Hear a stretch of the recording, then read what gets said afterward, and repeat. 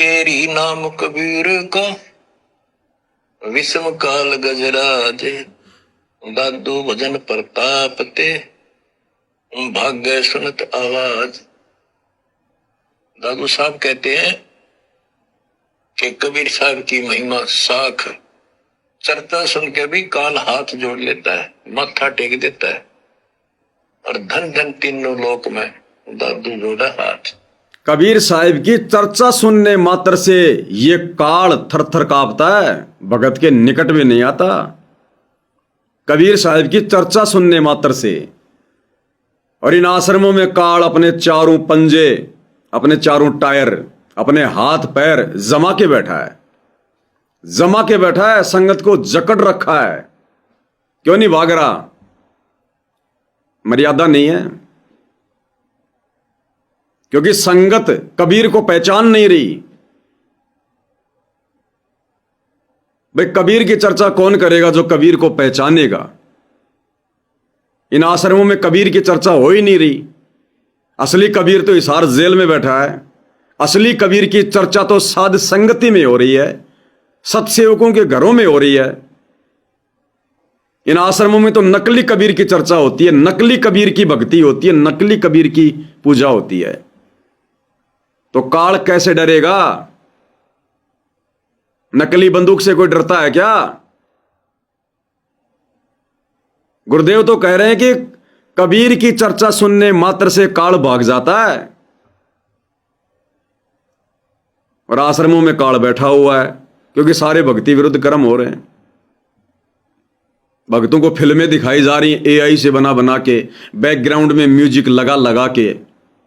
आधी घंटा बैठ के सत्संग नहीं सुन सकते गुरु जी का, और 3-3 घंटे की बकवाद सुन लेंगे वो, क्योंकि कर्ण विकार काल फास रहा, धीरे धीरे धीरे धीरे धीरे धीरे जहर घोल रहा है। एक समय ऐसा आएगा इन आश्रमों से जुड़ी संगत को गुरु जी के मुख कमल से सुनाए गए सत्संग फिर अच्छे नहीं लगेंगे, क्योंकि काल धीरे धीरे धीरे धीरे इंजेक्शन लगा रहा है। वो कर्ण विकार अंदर डाल रहा है, मन को मजबूत कर रहा है। आश्रमों में 3D से फिल्में बना बना के मन की खुराक उसको दी जा रही है, आत्मा को नीचे गिराया जा रहा धीरे धीरे। एक समय आएगा फिर गुरु जी के सत्संग सुनने की इच्छा खत्म हो जाएगी, गए फिर काम से। क्या कह रहे हैं परमात्मा की महिमा साख भाग्य सुनत आवाज। दादू साहब कहते हैं कि कबीर साहब की महिमा साख चर्चा सुन के भी काल हाथ जोड़ लेता है, माथा टेक देता है। और आश्रमों में काल को बैठा दिया। आपने देखा आश्रमों में जो प्रदर्शनी लगी हुई है, उसमें ब्रह्मा विष्णु महेश दुर्गा पार्वती लक्ष्मी काल भी। अरे कम से कम काल तो ढंग का बना देते, खाली रंग ही काला कर दिया तुमने उसका, खाली रंग काला कर दिया। भाई और बहनों, काल नहीं बनाया इन्होंने, इनको पता ही नहीं, ये सत्संग सुनते ही नहीं गुरु जी का कि काल का रूप कैसा है। गुरुदेव बताते हैं ओछा माथा, एडा माथा, लंबे लंबे दांत, विकराल चेहरा, काला कलूटा। इन्होंने केवल उस प्रदर्शनी में रंग रंग काला कर दिया। अगर वो काला रंग हटा दो तो वो विष्णु नजर आएगा। अरे कम से कम सत्संग सुन के तो काल बनाते। और देखो मजे की बात, उस काल को तो कहां सजा के रखा है? उस प्रदर्शनी में, उस प्रदर्शनी में तो काल को लगा रखा है। और संत रामपाल जी को कहां बैठा रखा है? जेल में। उसी धनाना आश्रम में काल को तो सजा के रखा है उस प्रदर्शनी में। और संत रामपाल जी को उसी धनाना आश्रम में लोहे की सलाखें बना के जेल में डाल रखा है। बताओ आश्रमों में भक्ति है? जिस आश्रम में काल को तो प्रदर्शनी में शो पीस के रूप में बढ़िया जगह पे, और अपने गुरु को लोहे की सलाखें बना के मोटा सा ताला लगा के उसी आश्रम में एक कोने में जेल में बैठा रखा है। तो इन आश्रमों में भक्ति है क्या? काल कैसे भागेगा? वो तो पंजे रोप के बैठा हुआ है। क्या कह रहे हैं परमात्मा? पते भाग गए सुनत आवाज। दादू साहब कहते हैं कि कबीर साहब की महिमा साख, चर्चा सुन के भी काल हाथ जोड़ लेता है, माथा टेक देता है। और धन धन तीनों लोक में दादू जोड़ा हाथ के धन है तीनों लोक के अंदर उनकी सत्ता, उनकी शक्ति, उनकी समर्थता। केरी नाम कबीर का, जो काल भी छोटा नहीं, हाथियों में जैसे हाथी हो, हाथियों में भी सबसे बड़ा हाथी है गजराज। इतनी ताकत है इसमें, लेकिन 21 ब्रह्मांड का मालिक है ये परमात्मा। कबीर जी के सामने कहते उसका आवाज सुनते ही, सुमन की आवाज सुनते ही भाग जाता है। जैसे केरी नाम कबीर का, विषम काल गजराज, दादू भजन प्रताप से भाग्य सुनत आवाज। दादू साहब कहते हैं। अब दादू साहब क्या कहते हैं, गुरुदेव भगवान क्या बता रहे हैं, ध्यान से सुनने की बात है। विशेष संदेश हैं, हमने निष्कर्ष निकालना है, कुछ शिक्षा लेनी है, कुछ ग्रहण करना है। क्या कहते हैं दादू साहब?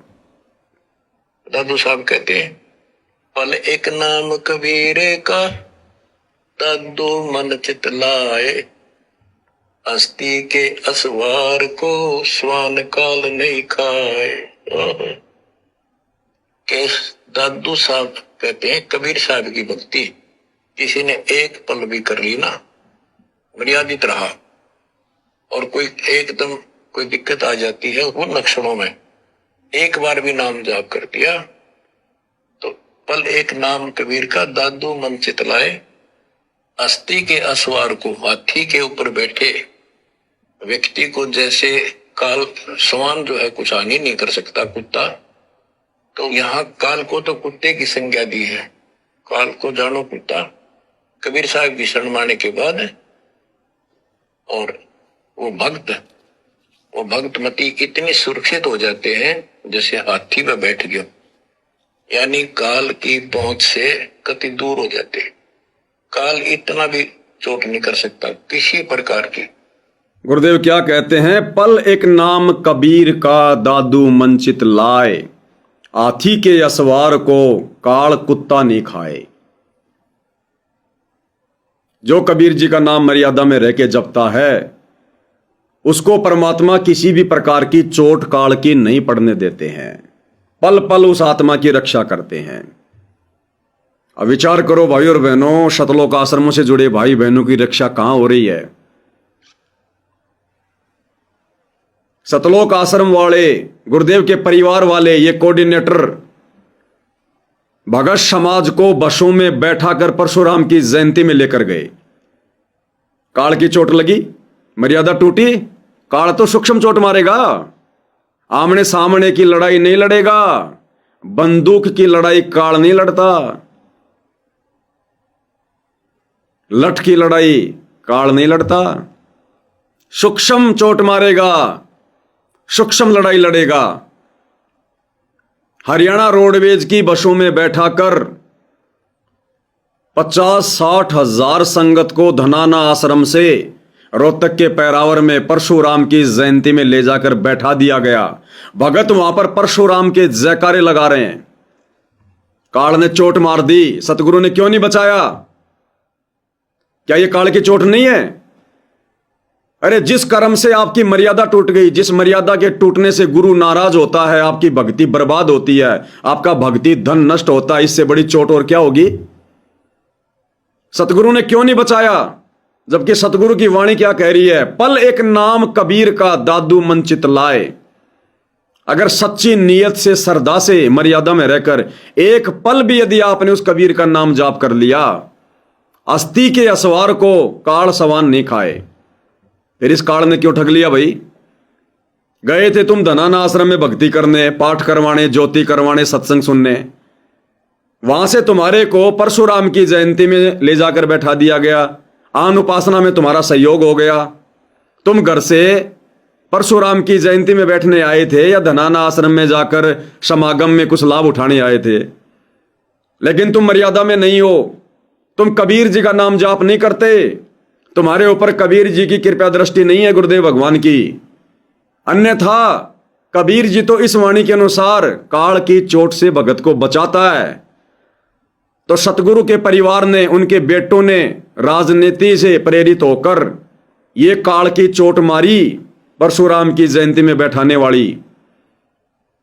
सतगुरु ने भक्तों को क्यों नहीं बचाया? भक्तों के अंदर सतगुरु ने सत प्रेरणा क्यों नहीं की? भक्तों के अंदर विचार उत्पन्न क्यों नहीं हुए? भक्तों ने विरोध क्यों नहीं किया कि भाई हमारा क्या लगे परशुराम, हम क्यों जाएं? भक्ति हम परशुराम की कर रहे हैं, संत रामपाल जी की कर रहे हैं। हम घर से रोहतक के पैरावर में वहां जाकर बैठने के लिए आए थे या धनाना आश्रम में बैठकर कोई ज्ञान चर्चा करने के लिए आए थे? संगत में इतनी कॉमन सेंस क्यों नहीं उपजी? इतनी हिम्मत सवाल करने की क्यों नहीं उत्पन्न हुई? क्यों? क्योंकि गुरु जी का आशीर्वाद नहीं है और काल की चोट पड़ गई। संगत को राजस्थान के गैंगस्टर आनंदपाल सिंह की सीबीआई जांच के समर्थन में हरियाणा के भिवानी में, राजस्थान के अजमेर में राजपूत करणी सेना के धरनों पर बैठा दिया गया। 5-5 लाख रुपए वहां चंदे के रूप में दिए गए। संगत ने वहां जाने से पहले, उन बसों में बैठने से पहले अपने कोऑर्डिनेटरों के कहने पर यह पूछने की हिम्मत क्यों नहीं करी कि भाई हमें कहां लेके जा रहे हो? अगर वो कहते कि तुम्हारे को राजपूत करणी सेना की रैली में लेकर जा रहे हैं, क्यों भाई? राजपूत करणी सेना से हमारा क्या लेना देना, हमारा क्या संबंध है? उनके समाज का एक व्यक्ति था आनंदपाल सिंह, जो पुलिस एनकाउंटर में मारा जा चुका है। राजपूत समाज उसको शहीद का दर्जा दिलवाने के लिए, उसकी सीबीआई जांच करवाने के लिए राजस्थान के अजमेर में, हरियाणा के भिवानी में धरना दे रहे हैं। हम भक्तों ने वहां जाकर बैठना है। भक्तों ने सवाल करना चाहिए था, क्यों भाई? हमारा क्या संबंध है उन राजपूत समाज के लोगों से? हमारा क्या संबंध है राजपूत करणी सेना से? हम भगत हैं, भक्ति करने वाले लोग हैं, सीधे साधे लोग हैं। हम यदि भगत होकर गैंगस्टरों का समर्थन करेंगे, गुंडों की सीबीआई जांच का समर्थन करेंगे, गैंगस्टरों को यदि हम शहीदों का दर्जा दिलवाएंगे, तो फिर हम काहे के भगत हैं? गैंगस्टर भी शहीद हो गया, सेना पर जो जवान शहीद होता है वो भी शहीद हो गया, फिर सेना के जवान में गैंगस्टर में क्या अंतर हो गया? और हम क्यों जाएं? हमारा मतलब क्या वहां जाने का? किसने सवाल किया? नहीं किया। ये अन्नपूर्णा मुहिम के तहत मकान बनाए जा रहे हैं। भक्तों को गाड़ियों में बैठा बैठा कर सैकड़ों की संख्या में वहां पर बेगार करवाने के लिए छोड़ दिया जाता है।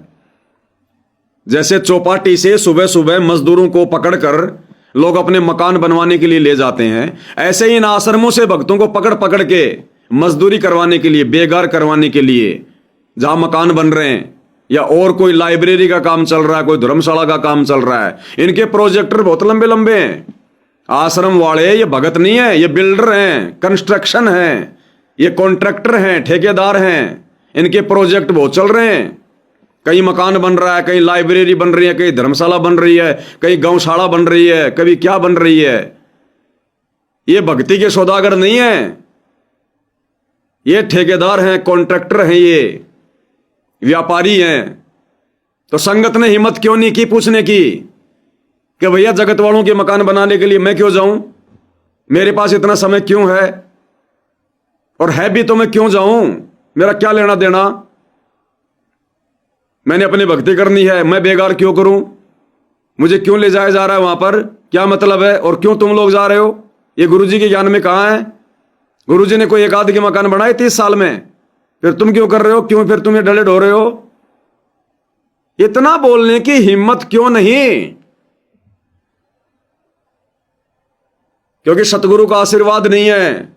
वो सुमरण संगत का काम नहीं कर रहा। सुमरण से तो सद्बुद्धि आती है, वो मंत्र जाप काम नहीं कर रहा संगत का। डरी हुई है, सहमी हुई है, ज्ञान आधार नहीं है।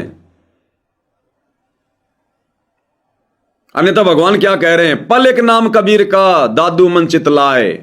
इस कबीर भगवान सतगुरु रामपाल जी का सुमरण अगर एक पल भी मर्यादा में रह के जाप कर लिया जाए, और यदि आपके ऊपर कोई परेशानी आ जाती है, काल यदि कोई चोट मारना चाहे, वो तो सूक्ष्म चोट मारेगा जो 2014 से वर्तमान तक मार रहा है। तो कबीर परमात्मा भगत पर काल की चोट नहीं पड़ने देता। फिर आज थोड़े क्यों पड़ रहे हैं? ये गण की चोट क्यों लग रही है संगत के ऊपर काल की? संगत क्यों नहीं सवाल करती, क्यों नहीं विचार करती? क्योंकि संगत का सुमरण नहीं चल रहा। रियल कबीर संत रामपाल जी का आशीर्वाद संगत के शीश पर नहीं है। तो काल सिर पे बैठेगा तो क्या करेगा बताओ? काल सिर पे बैठेगा तो क्या करेगा? तो क्या कह रहे हैं परमात्मा? पल एक नाम कबीर का दादू मन चितलाए, अस्थि के सवार को काल सवार नहीं खाए।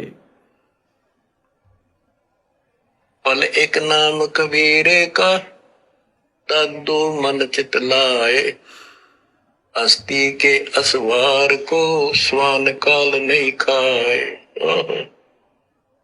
के दादू साहब कहते हैं कबीर साहब की भक्ति किसी ने एक पल भी कर ली ना, मर्यादित रहा, और कोई एकदम कोई दिक्कत आ जाती है वो लक्षणों में, एक बार भी नाम जाप कर दिया तो पल एक नाम कबीर का दादू मन चितलाए, अस्थि के असवार को, हाथी के ऊपर बैठे व्यक्ति को जैसे काल स्वान जो है कुछ हानि नहीं कर सकता कुत्ता, तो यहाँ काल को तो कुत्ते की संज्ञा दी है।